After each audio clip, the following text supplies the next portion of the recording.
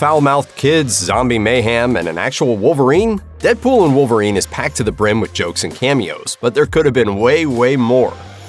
In an early Deadpool and Wolverine scene, Wade Wilson meets up with Happy Hogan in the hopes of joining the Avengers and bringing meaning to his life. The two of them discuss Tony Stark, who doesn't show up in the film except through archival footage on the monitors at the Time Variance Authority. Including Happy was a nice touch, but a lot of people wondered if the scene was ever meant to include Robert Downey Jr. as Iron Man. Is the man not going to be joining us? The man? Yeah. I should save this if he's gonna. He doesn't do this kind of thing anymore. Cameos? Meetings. Well, apparently there was at least a chance it could have happened. Co-writer Rhett Reese told The Hollywood Reporter, "Ryan wrote a Downey scene and it was the two of them. And then the feeling was, if Downey either decides not to do it, or if Marvel decides not to have him do it, or for whatever reason it doesn't work out, it would then be tailored for Happy Hogan." It isn't clear exactly why the Downey Jr. cameo never materialized, but it likely had something to do with Downey Jr.'s upcoming MCU return as Doctor Doom for Avengers Doomsday. The cameos in Deadpool and Wolverine tickle just about all the sweet spots, but one notable absentee is Vinnie Jones, who played the Juggernaut in 2006's X-Men: The Last Stand. Juggernaut does show in Deadpool and Wolverine, but this time he's played by Aaron W. Reed. Was Jones ever set to put on the dome-shaped helmet again? According to director Sean Levy, there were talks, although they didn't last very long. Jones confirmed as much in an interview with Yahoo in March 2024 when he revealed, "I spoke to the director and I just said it's such a drama putting that suit on mentally and physically. I mean, it had its mental toll as well because you're in it and you can't do anything all day. You can only drink through a straw."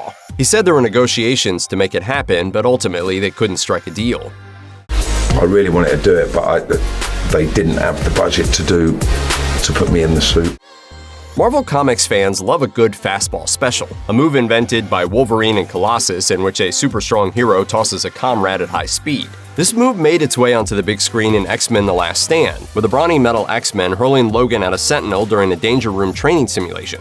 The maneuver also almost showed up again in Deadpool and Wolverine, as revealed in a behind-the-scenes video of the battle sequence in which the title heroes face off against Cassandra Nova's many goons. Ryan Reynolds posted the clip on social media and wrote in the caption, "A few people asked if we were tempted to try a Fastball Special. The answer is yes, except instead of throwing Deadpool or Wolvie, we chucked this guy." The scene features Wade and Logan grabbing a hold of one of the nameless villains and launching him into the air, all set to the tune of Celine Dion's "It's All Coming Back to Me Now." It would have made for a nice full-circle moment, as Dion also memorably contributed to the Deadpool 2 soundtrack. Are they real? The boobs? Yeah, bit of a A- cup, but Mine too. In 2019, a Change.org petition to make Danny DeVito the Marvel Cinematic Universe's Wolverine received over 63,000 signatures. So when rumors surfaced that variants could be appearing in Deadpool and Wolverine, the internet ran wild with the possibility that a DeVito-style Wolverine could become a reality.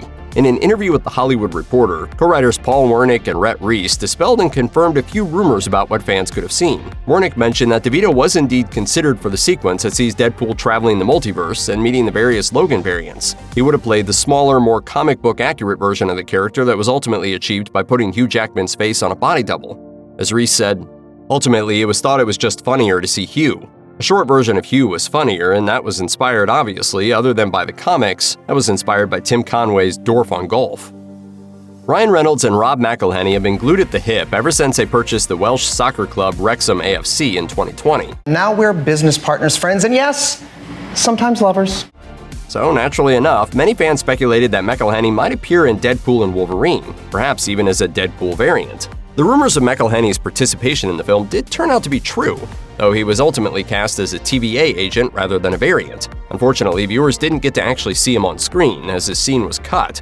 McElhenney confirmed as much on social media when he posted a picture of himself in TVA agent attire holding Wolverine's claws while Hugh Jackman smiles at him. As he joked in the caption, "I traveled 6,000 miles to shoot my cameo. I hope you enjoyed it because the theater I was watching in had mistakenly cut it out." In an interview with Variety, McElhenney said that he didn't know the exact reason why his scene was cut, but he hoped that Marvel Studios would give him and Reynolds permission to use it on Welcome to Wrexham. Percy Jackson and the Olympian star Walker Scobell collaborated with both Ryan Reynolds and Sean Levy on the 2022 sci-fi action comedy The Atom Project. During their time together, Scobell made no secret of his love for Deadpool, even showcasing his ability to quote the dialogue effortlessly. First, he rides my coattails with the R-rated. Then, the hairy ups the ending by dying. And I'm dying. What a He also made it clear that he wanted a part in Deadpool and Wolverine. Considering that he played a younger version of Reynolds' character in the Atom Project, it wouldn't be too hard to picture him as a younger Deadpool variant, such as Kidpool. Ultimately, though, Scobell didn't appear in Deadpool and Wolverine, as the role of Kidpool was filled by Reynolds and Blake Lively's daughter Inez. In August 2024, Levy told Entertainment Weekly that Scobell had been in the mix for Kidpool, but he outgrew the part. As the director explained, "It was his dream. Ryan and I reached out to him once we realized he was now going to be too old, both too tall and with his voice too low. Puberty is what it is, and all the Hollywood dreams in the world can't stop it. So we did call Walker and explained why he couldn't be Kidpool, and he was completely understanding." Deadpool's debut in the Marvel Cinematic Universe comes with a brand new, brighter suit than the one he wore in his previous big-screen adventures. He receives his new threads from a questionable tailor and demonstrates the costume's sleekness by posing seductively as an elevator door opens. However, there was a different version of the scene in the teaser trailer. In the alternate version, Wade unveils his costume's flexible qualities by doing the splits, before expressing his sheer delight about the suit. Or so it seems. Maybe his joy has nothing to do with the elasticity and is perhaps instead a subtle tribute to Jean-Claude Van Damme. After all, Wade does seem like the kind of guy who would appreciate Van Damme's style. I can do the splits, no problem.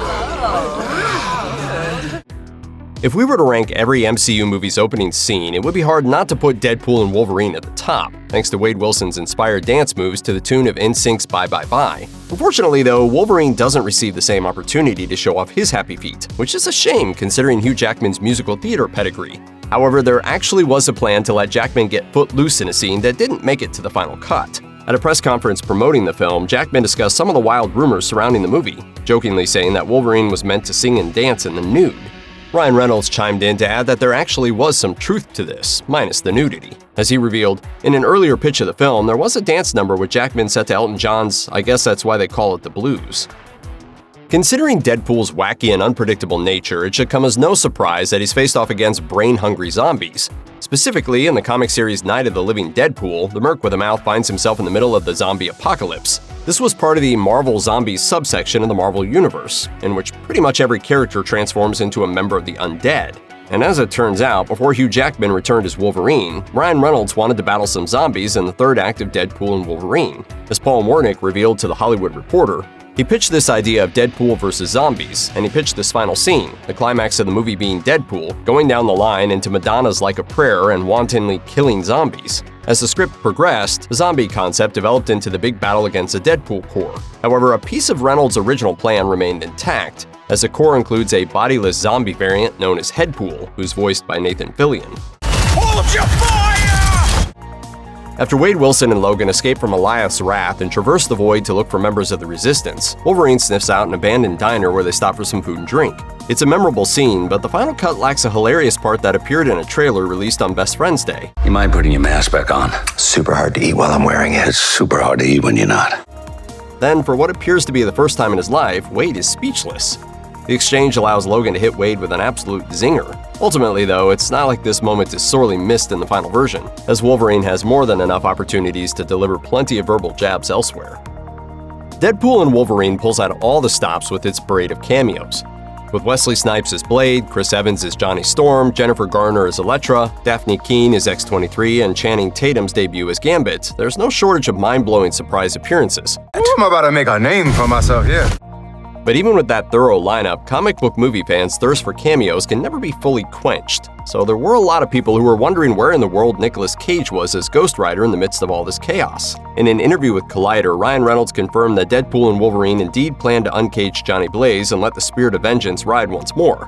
While Reynolds remained coy about the finer details about why it didn't happen, he did offer, "It came to a conversation for sure. Yeah, but no." And this cameo may actually have been closer to reality than you might imagine, as evidenced by poster concept art that Rodney Fuentembea made for Deadpool and Wolverine and posted on his Instagram. It features Deadpool, Wolverine, Blade, Elektra, the Human Torch, and Ghost Rider battling against a horde of Deadpool variants. And among the multitude of red costumes, eagle-eyed fans can also spot another familiar face, Ben Affleck's Daredevil.